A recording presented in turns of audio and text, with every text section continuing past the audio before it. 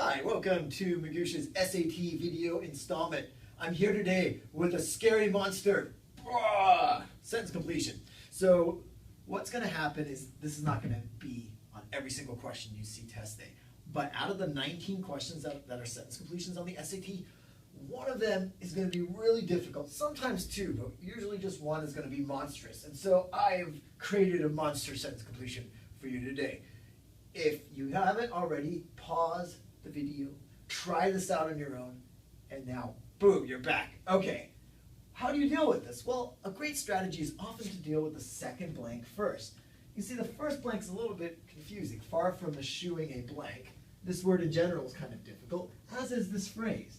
And so instead of getting confused up here, just keep on reading and see if you can crack the second blank. So, and adopting one commensurate with that found in developing nations, the humanitarian outreach has accorded its members blank befitting a decadent monarchy. Now, obviously the second blank isn't easy, but it is perhaps a little bit easier than the first blank.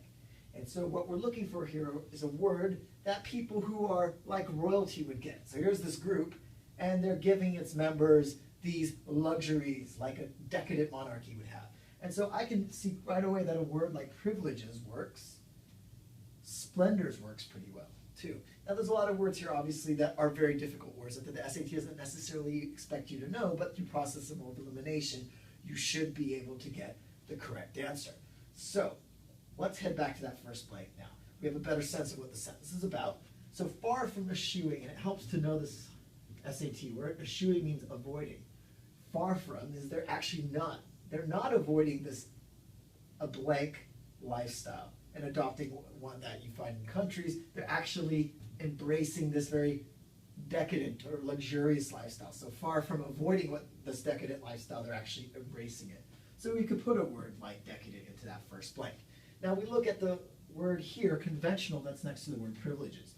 Conventional doesn't mean decadent at all, something that you would associate with monarchy.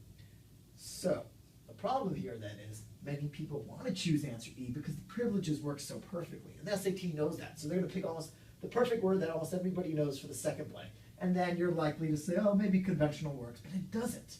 So out with E. So that's one of the tricks that they use. Now we have to know a little bit of vocab. And that's why these questions aren't for everyone.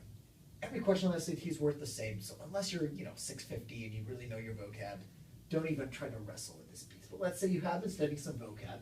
You know that nomadic wouldn't make sense. Again, we want a word that shows that the first blank is decadent or indulging oneself in luxuries.